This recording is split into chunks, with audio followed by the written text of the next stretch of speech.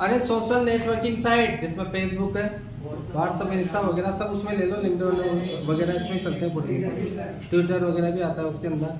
तो आपको ज़्यादा मेरे से ज़्यादा नॉलेज है, लेकिन एक चीज और याद रखना है कि फेसबुक का इक्वेशन बन जाता है कि फेसबुक में ऑनलाइन जो यूजर रहता है उसको क्या कहा जाता है, किस टेक्नोलॉजी, क्या टेक्नोलॉजी बोली जाती है, तो उसको याद रखना, प्रेजेंस टेक्नोलॉजी। क्या बोलेंगे उसको? Presence technology.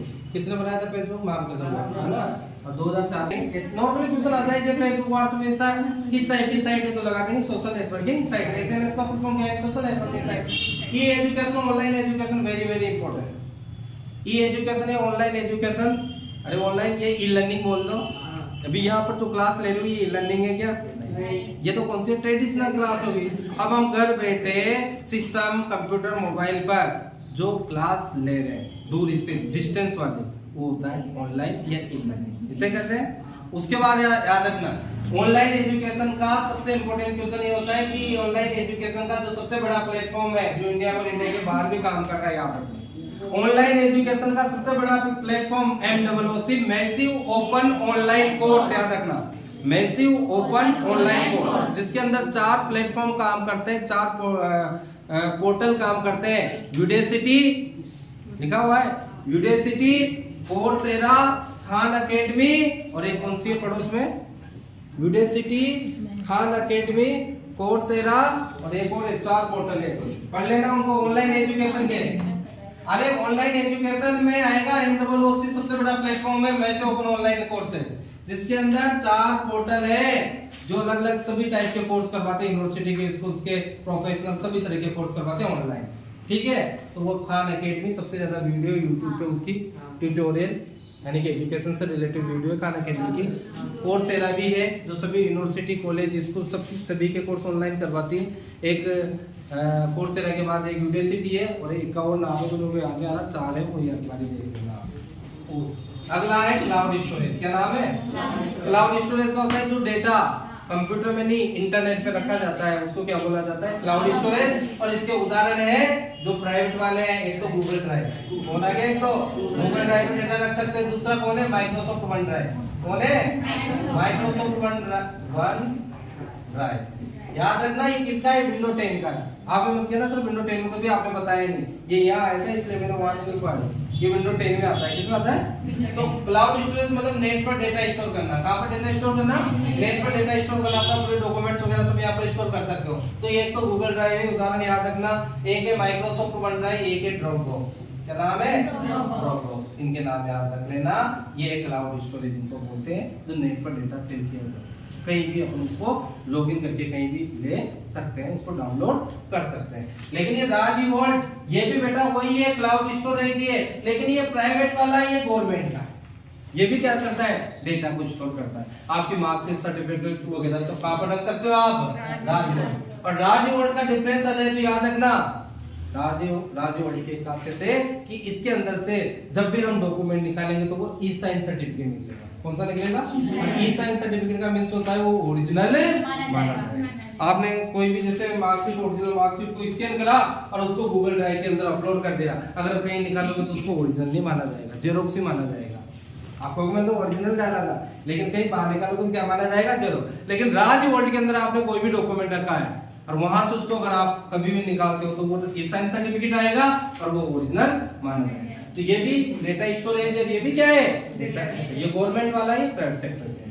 अगला है जॉब सर्च। क्या नाम है? Job search. अगर कोई जैसे एजुकेशन कंप्लीट होगी, बेरोजगार है, तो ऑल इंडिया के अंदर कुछ ऑनलाइन जॉब सर्च की वेबसाइट है जिसमें घर बैठे रिज्यूम सबमिट कर सकते हैं और आपके पास कॉल, मैसेज, मेल वगैरह आ जाएगा जिससे आपको जॉब कर सकते हैं। वेबसाइट्स के नाम याद रखना, टाइम्स जॉब या times.india ऐसे कुछ नाम होगा। टाइम्स जॉब है, naukri.com सबसे बड़ी वेबसाइट है, naukri.com, times.com। और एक और है उसमें नाम पढ़ लो, इसमें ये होंगे नाम देता 2-3 नाम है इसमें। हाँ, अब मैं इतने टाइम से बोल रहा था MOOC के नाम बता दो, कोई ने बोल ही नहीं है ना MOOC में। एक तो EDX, MOOC की बात कर रहा हूँ मैं वापस। अरे इसमें एक तो है EDX, एक है यूडेसिटी, एक है कोर्सेरा, एक है खान अकेडमी, जिसके पोर्टल हो गई। और जो मैं आपको बोल रहा था नौकरी के लिए, ये naukri.com। कौन सी है? एक तो है naukri.com और एक है इसमें monster.com, एक है timejob.com। तीनों वेबसाइट के नाम याद रखना आ जाता है।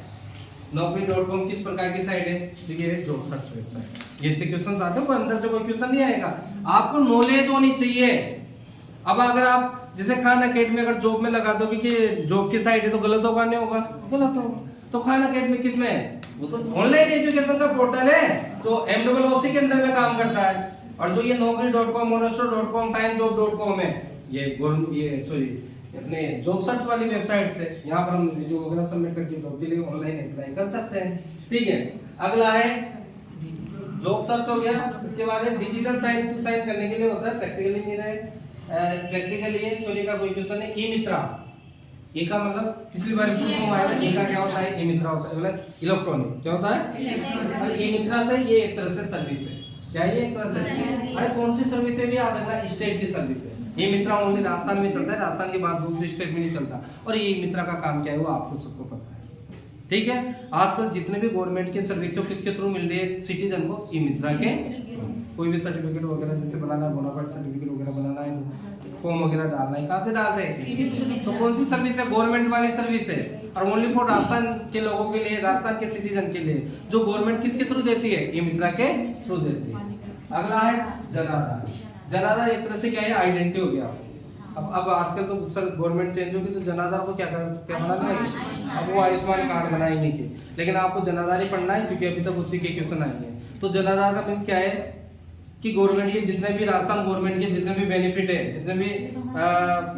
जितने भी फैसिलिटी है गवर्नमेंट की, वो कब मिलेगी? जब आपका क्या होगा? जनाधार। और जनाधार में किन किन को ऐड कर दे याद रखना। जनाधार में कितने नंबर होते हैं? 10 नंबर होते हैं। जनाधार में मुखिया कौन होती है? मम्मी, महिला मुखिया होती है। जनाधार के अंदर किन किन को ऐड कर दिया? जनाधार के अंदर परिवार के पूरे सदस्यों को, जनाधार के अंदर आधार कार्ड को, जनाधार के अंदर मृत्यु और वो जन्म का जो होता है उसको भी ऐड कर दिया, और जनाधार के अंदर विवाह पंजीयन मैरिज सर्टिफिकेट जो होता है उसको भी ऐड कर दिया। याद रखना चाहता हूँ किसके अंदर ऐड कर दिया? सबके सब जनाधार। गवर्नमेंट की सर्विस कब मिलेगी? जब आपके पास जनाधार। अगला है राजस्थान संपर्क, वेरी इंपॉर्टेंट, शिकायत से रिलेटेड। अगर आपको शिकायत करनी है तो कौन से ऐप से कर सकते हैं? ऑनलाइन शिकायत करनी हो तो राजस्थान संपर्क। शिकायत करने के अलग अलग ऑप्शंस होते हैं। शिकायत आप एप्स प्ले स्टोर से ऐप्स लेकर भी कर सकते हो, शिकायत वेबसाइट पे जाके भी कर सकते हो, शिकायत ई मित्रा से भी कर सकते हो, शिकायत आप टोल फ्री नंबर से भी कर सकते हो। तो राजस्थान संपर्क ऐप किसके लिए यूज होता है? ऑनलाइन शिकायत दर्ज करने के लिए। दूसरा बहुत इंपॉर्टेंट इसका है कौन? राजस्थान संपर्क। कि राजस्थान संपर्क में जब हम शिकायत करते हैं तो कौन कौन सी स्टेप से गुजरना पड़ता है? वो 5 स्टेप मैंने बताई थी आपको। सबसे पहले शिकायत के लिए रजिस्ट्रेशन वर्ड याद रखना। रजिस्ट्रेशन होता है, फिर उसका एलोकेशन होता है, उसका सब्ट्रैक्शन टाइप से आता है। रजिस्ट्रेशन होता है, एलोकेशन होता है, 4 से 5 है उसका वेरिफिकेशन होता है, और फिर फीडबैक दिया जाता है। तो एक बार बुक में पढ़ लेना। अगला ईपीडीएस याद रखना।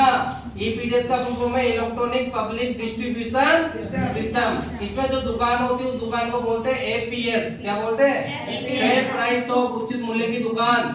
और इसके अंदर 2 तरह के लोग होते हैं, बीपीएल वाले, एपीएल वाले। फुल फॉर्म याद रखना, बीपीएल की बिलो पॉवर्टी लाइन और एबो पॉवर्टी लाइन। और ईपीडीएस क्या है? खाद्यान्न की कमी को दूर करने के लिए। अगर मिलते हैं ना गेहूं चावल वगैरह मिलते हैं ना कम रेट में, वो ईपीडीएस के अंदर आएगा। ये दोनों की है। गवर्नमेंट इसमें सेंट्रल गवर्नमेंट भी अनुदान करती है और स्टेट गवर्नमेंट भी अनुदान करती है। ठीक है, उसके बाद राजदरा याद रखना। कोई भी सिटी की जो पुरानी जैसे पुराने स्मारक होते हैं या कोई भी नई पुरानी कॉलोनियां नई कॉलोनियां जो होती है उनका सबका डेटा कहाँ पर मैप कर दिया गवर्नमेंट ने। जमीनी स्तर से कोई भी वर्ड्स आता है तो क्या लगा देना। जैसे 12 में पुराने होटल से पुराने स्मारक सबको कहाँ ऐड कर दिया? इतना याद रख लेना, राजदरा से लग जाएगा आपको। जैसे आपको बोल दिया कि गूगल मैप चालू करना है, कौन क्या चीज ऑन होती है? तो जीपीएस, नॉर्मली आप उनको जानते हो। उसके बाद बीएसबीवाई क्या है? भामाशाह स्वास्थ्य बीमा योजना। गवर्नमेंट की स्कीम है ना, भामाशाह स्वास्थ्य बीमा योजना। इसमें क्या होता है? अरे गरीबी रेखा से कुछ लोगों के लिए चिरंजीवी कार्ड बनाए हुए हैं, जो गरीबी रेखा से नीचे वाले हैं उनको अगर कोई उनका इंटरनल प्रॉब्लम है, उनका ऑपरेशन होता है, सीजरेन है, तो उसका इलाज क्या हो जाएगा? फ्री ऑफ कॉस्ट हो जाएगा, चाहे वो गवर्नमेंट हॉस्पिटल हो चाहे प्राइवेट हॉस्पिटल हो। तो उसके लिए क्या बोला है? बीएसबीवाई, भामाशाह स्वास्थ्य बीमा। उसके बाद अगले का नाम क्या है? RTE, full form right to education. RTE कब लगाना है? आजकल हर स्कूल्स के अंदर जैसे कोई गरीबी रेखा से नीचे वाले बिलो पॉवर्टी वाले हैं जो प्राइवेट स्कूल में नहीं पढ़ा सकते या इंग्लिश मीडियम स्कूल में नहीं पढ़ा सकते, तो गवर्नमेंट ने एक स्कीम लॉन्च करी, उसका नाम रखा है आरटी। उनका ये है कि जो भी स्कूल है उन स्कूल में जो भी स्टूडेंट है उनका 25% बच्चे आरटी वाले पढ़ेंगे, और आरटी का जो पेमेंट होगा वो स्कूल वाले को कौन देगा? गवर्नमेंट देगा। अभी भी चल रहे उसके फॉर्म निकलते हैं ना, बच्चों के फॉर्म डालते हैं ना, सभी लोग डालते हैं उसके अंदर। फिर अगर नंबर आ जाता है तो 8th क्लास तक वो स्टूडेंट क्या पढ़ता है बेटा? फ्री ऑफ कॉस्ट पढ़ता है, कोई चार्ज नहीं लगता, चाहे इंग्लिश मीडियम हो, चाहे वो तो मॉडर्न स्कूल है जिसकी एलकेजी की फीस 50 या 60,000 है, लेकिन अगर आपके बच्चे का नंबर आ गया तो बिना पैसों के पढ़ेगा वो क्लास तक, तो वो आरटी वाली इसका है। यानी कि जो जितने भी स्टूडेंट है ना, जितने भी स्टूडेंट है उन स्टूडेंट का कितना 100 है, तो 25 स्टूडेंट कौन से पढ़ेंगे? फ्री वाले पढ़ेंगे, और उनका पैसा कौन देगा बेटा? गवर्नमेंट। इसमें 25,000 के समथिंग स्कूल एड हो गए, 25,000 के ऊपर स्कूल एड हो गए, और मेरी बुक में पढ़ लेना। अगला है BRSY, ये है बामासा रोजगार, क्या है? BRSY ये लिखवाए थे क्या लगता है? बामासा रोजगार सर्जन योजना, क्या इसका पूर्ण? बामासा रोजगार सर्जन योजना। अरे जो बीए कर लेते हैं कंप्लीट, जो बेरोजगार हो जाते हैं, उनको अगर कोई अपना बिजनेस वगैरह स्टार्ट करना है तो इस कार्ड के थ्रू वो गवर्नमेंट से लोन ले सकते हैं और अपना बिजनेस स्टार्ट कर सकते हैं। इसको बोला है बामासा रोजगार सर्जन योजना। ये इलाज वाला है ना, ट्रीटमेंट वाला है। जो बामासा है इसको जनाधार में ही तो कन्वर्ट किया गया है। अरे उसमें नाम अभी बामासा बोला, जनाधार हो गया ना, मैं कह रहा हूँ कि गवर्नमेंट का ऊपर है। अभी गवर्नमेंट चेंज हो रही है, फिर जनाधार को आगे दूसरे नाम से चेंज कर देंगे। अगला है SSO, सिंगल साइड होल। ये भी ओनली फॉर किसकी सर्विस है? स्टेट की सर्विस है, राजस्थान के सिटीजन को बनेगी, राजस्थान के बाहर के नागरिकों की आईडी नहीं बनेगी। SSO आईडी का मेन पर्पस क्या है कि अलग अलग फैसिलिटी लेने के लिए, अलग अलग सर्विस लेने के लिए क्या करा? अलग अलग आईडी पासवर्ड याद रखेंगे। तो राजस्थान गवर्नमेंट ने सभी पोर्टल को एक ही जगह डाल दिया, उसका नाम क्या दे दिया? SSO।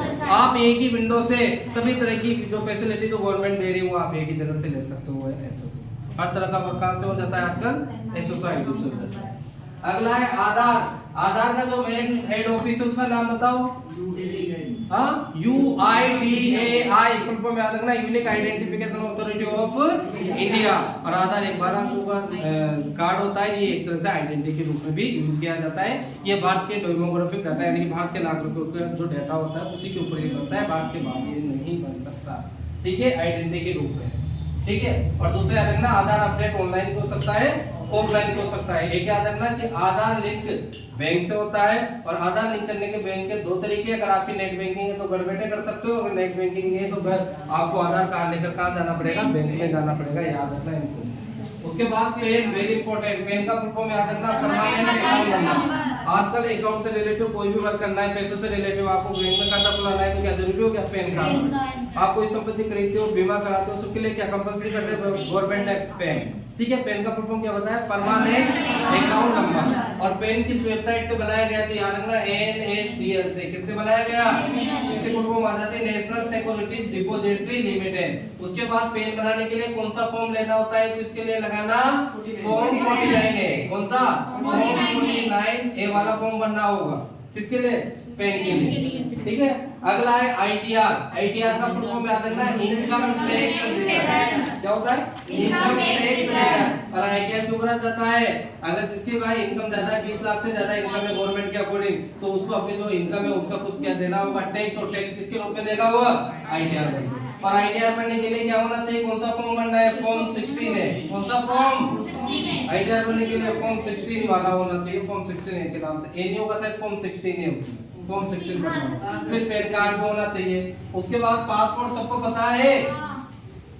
अगर आपको बाहर यात्रा करनी है तो उसके लिए ऑनलाइन आप क्या बना सकते हो? आपको पासवर्ड बना सकते हो। पासवर्ड ई मित्रा से लॉगिन हो जाएगा, ई मित्रा से अप्लाई हो जाएगा। लेकिन फिर उसके बाद आपको जो PSK में जाना होगा उसकी डेट, बुकिंग डेट मिलेगी, और फिर आपको PSK में जाना होगा। अपना PSK कहाँ है बेटा? कोटा में। अपने 12 झालावाड़, कोटा, बूंदी वालों का कोटा में PSK, वहां पर आपको जाना होगा। ये भी एक डिजिटल सर्विस है। कौन सी सर्विस है? ये सेंट्रल लेवल की सर्विस है। किसकी सर्विस है?